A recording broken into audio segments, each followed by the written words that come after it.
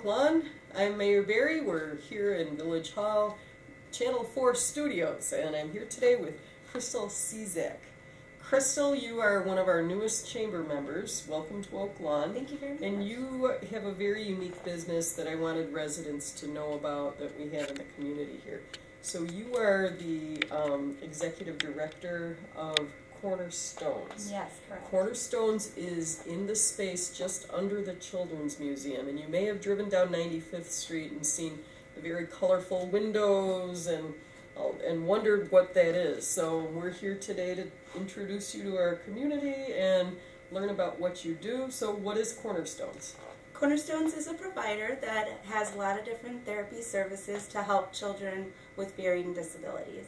They could have a disability like autism or Down syndrome, maybe just developmental delay, and those kids can get services as early as 2 years old all the way up to transition. Wow. And transition is? If appropriate, I would say we would probably start transitioning kids out of the facility around 12 to get them more integrated into school. Okay, wow.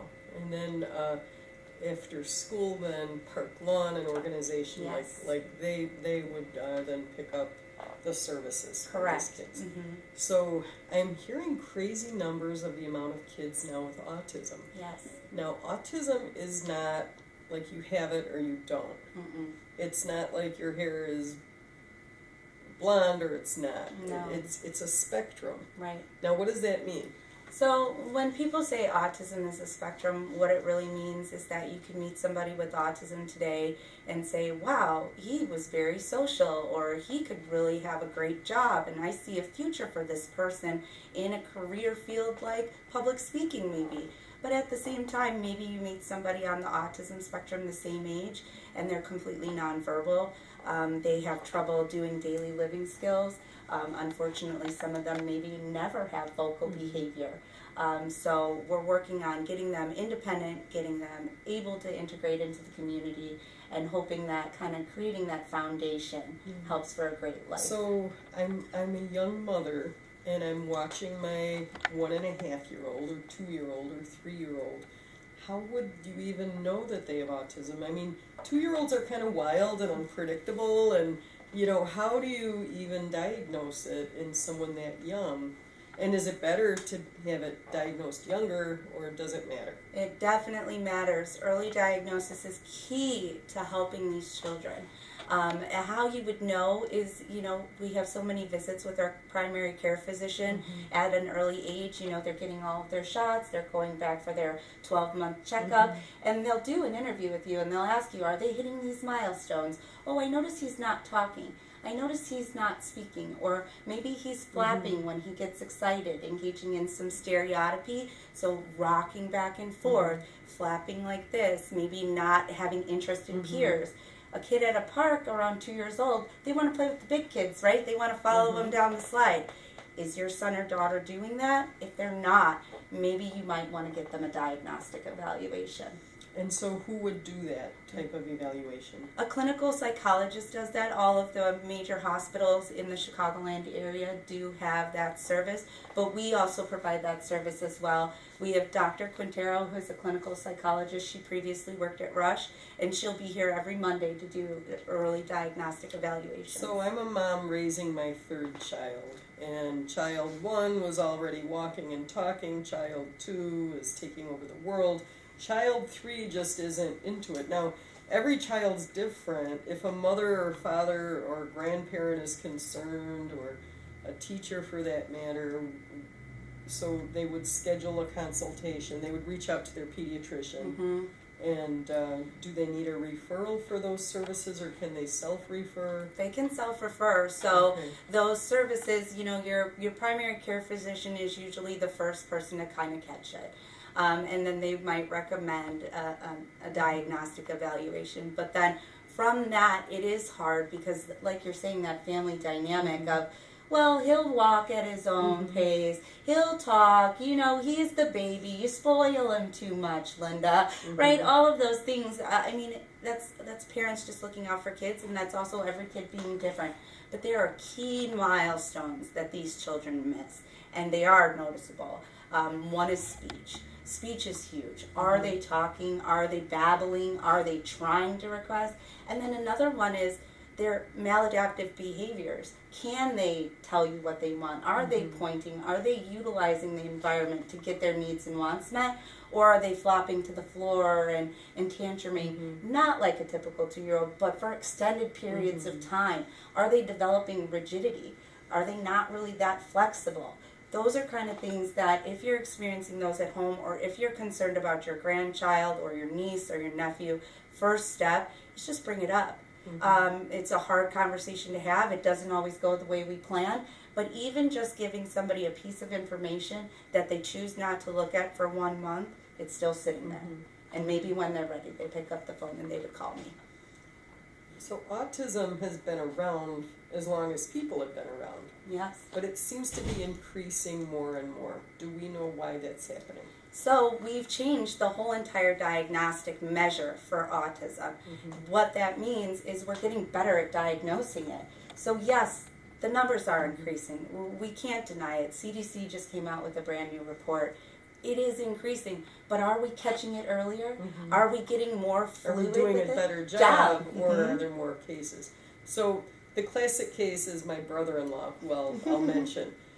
He did not speak until he was 4 years old.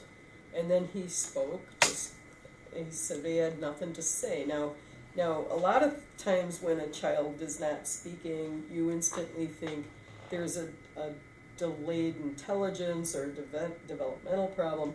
My brother-in-law has a PhD from the University of Chicago, and it's not lack of intelligence at all. And in fact, the autism population is a little bit of a higher IQ, isn't it? Yes. And so the perception is, you think, oh, these kids are really going to be held back. Not But always the case. not the case, Yeah. and really the potential is far greater with that population. Is that correct? Yeah, and like you said earlier, it being a spectrum, the earlier you get these services, there are so many services out there for children that have been recently diagnosed with any kind of disability. Once you get that diagnosis, despite how scary it can be, right? Oh, yeah. We always talk about a label. It terrifies all of us. I understand. But once you have the label, doors open, more services are available. You can utilize more of your insurance to get other kinds of support. So services are provided by the school systems, correct? This is mandated by the state, I believe. Yes, or, yes. So how are the services you provide different? Are they complementary? Are they instead of, if a parent has a child with autism, would they say, no, I'm opting out of the school program, I want to do this, or would you work with the school? Tell me a little bit about how that works. So I love that question, actually, and I think that's a common misconception. It's not A or B, it's C. You got to work together. A school has so many environmental factors that maybe private therapy doesn't have. Social opportunities, other neurotypical peers in the classroom, access to the arts like music and art and physical education. All of these things are generalized environments where they can practice the skills taught in one-on-one therapy. So it enhances whatever you're already doing at school. We know what it's like to go to school, right? They have so many kids, they're trying to service everybody, but sometimes people get spread a little thin. Maybe Timmy only gets 30 minutes of speech. Maybe Johnny only gets an hour of occupational therapy. What else is there more than that? You can use your own insurance policy and get private therapy services. That was going to be my question. Time. So are most insurances covering this type of thing? I always joke around, and it's not a really funny joke, but if it looks like a good insurance policy, smells like a good insurance policy, verify the benefits. And the reason I make that terrible joke is because you never know.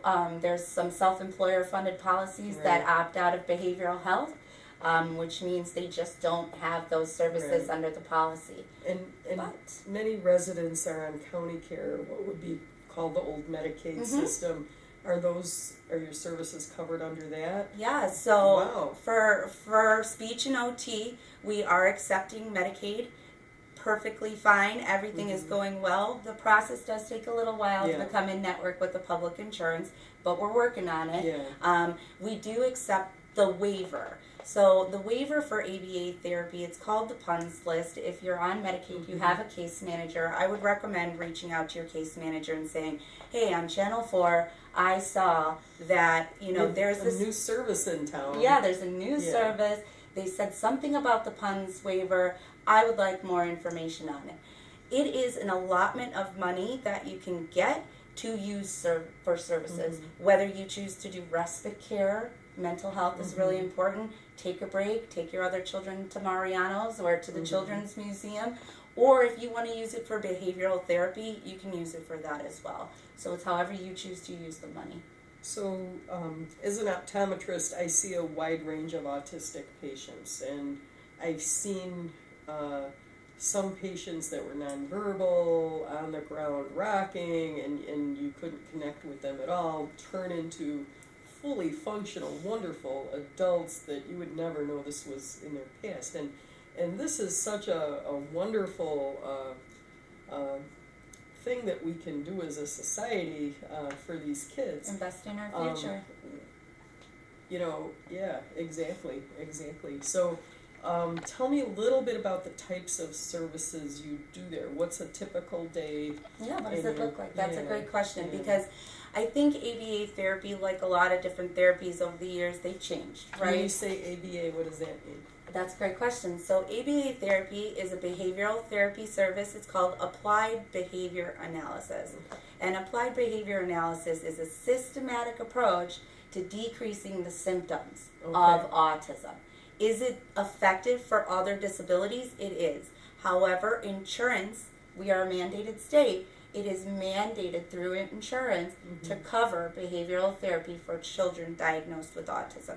But I've used it with kids with social emotional impairments. I've used it with kids with behavioral disorders. It's a very effective strategy. We even use it at home. Husband doesn't throw the clothes in the laundry basket. Teach me those things. Yeah, all of a sudden his laundry's not clean on Monday. Oh, I didn't see it in the laundry basket. That's a punishment procedure. It's funny that we think of applied behavior analysis as this big medical field, but we do this stuff every day. And it's a lot more common than we think. So behavioral therapy is one of the key components that we offer at the therapy center. But we also have speech pathology services. So we have a speech pathologist on staff, quite a few of them actually already. So speech pathology, what does that person do? So they help any child with a speech impairment or delay talk. Do they have apraxia? Do they have a stutter? Are they selectively mute? Maybe they don't talk like your brother. So I've heard of twins being required to do speech therapy because they often are. Tell me a little bit about that. So it's funny how you say that because twins intuitively kind of just pick up on each other's cues. Something about There's a secret language. Yeah, they have and we joke about it as the secret language, but they also need to learn that that's not maybe how you would communicate with a kid at the playground or a kid at the library. So oftentimes speech is recommended for twins just so that they learn that, hey, this works with Timmy and Sue, but Billy's going to need you to come up to him and tap him on the shoulder if you want to play a game. Speech therapy is a great service for any kind of disability. A kid that is nonverbal, of course they would need speech therapy, but if they had apraxia or dyspraxia, or those are big words, what do those mean? So dyspraxia and apraxia are literally oral motor deficits of your mouth. Your sound production is impaired. Maybe you don't have frontal sounds, maybe you don't have throat sounds. Is a throat sound, is a frontal sound. So there's a lot of muscle memory that goes on inside of our mouth. As you know, the tongue is the strongest muscle in the whole entire body. If you're lacking in oral motor strength, sound production is impaired. If sound production is impaired, you should see a speech pathologist. And is it like riding a bike? Like once you get it, you take off? Yes, it is. And that's the best thing about the job. The first time a kid walks up to a social opportunity and he doesn't stutter or he pronounces the R correctly and he's lighting up and nobody else in the room knows but you, that's what makes it worth it. We also offer occupational therapy. Occupational therapy, just to give you guys a little bit, it's for kids with motor deficits. Are they kind of uncoordinated? Do they have a lot of vestibular needs, off balance? Mm-hmm. You see them rocking all the time. Or they're just overall really, really clumsy. It could also be something as they have limited range in motion. Maybe they can't lift up their arm. A lot of our elderly parents, our grandparents, they get occupational therapy services. Pretty much the same thing, but more play-based approach to getting the kids active and then teaching the parents how to encourage muscular strengthening throughout the day as well. What would you estimate the autism population in the area? Do you know that? Did you research that before you came to the area? So we were a Chicagoland-based company that did home-based care, and if I had $1 for every time somebody wanted more social opportunities, or they were an only child, or they wanted speech and we didn't have it, I would have been able to open the center on my little piggy bank. But with that being said, the big key component here is collaboration and training the parents on those services as well, because you're going to fade out one day, but if you taught mom and dad, now you've got a lifelong learner and advocate for that kiddo. So it's not meant to be a permanent service, which I was talking about common misconceptions earlier. You don't need us forever. Get the help you need, get the services you need, learn the strategies, and don't need me, because that's the goal. The goal is to create an independent life for these kids. Now, I know there are like autism awareness programs in schools, and do you expect to reach out to schools and kind of integrate with them? You're just new to the area, like literally opened this week, right? Yes, Monday. Yeah. Yes. And it was like a soft opening. They didn't really tell anyone. They just wanted... Yeah, I kind of wanted to take care of our current kids first, because we have so many kids that needed these services and just never had the opportunity. So we are planning to do our grand opening with you in July. We're very excited about opening to the public. Anybody interested in those services right now, there aren't any providers in the region without a wait list. So as you were asking about, did I do an analysis of the people in this area and what are the rates of autism, right? Actually, since we were a Chicagoland company, I made a little map and I put dots. Where are all my kids at? And a lot of them were in the southwest suburbs.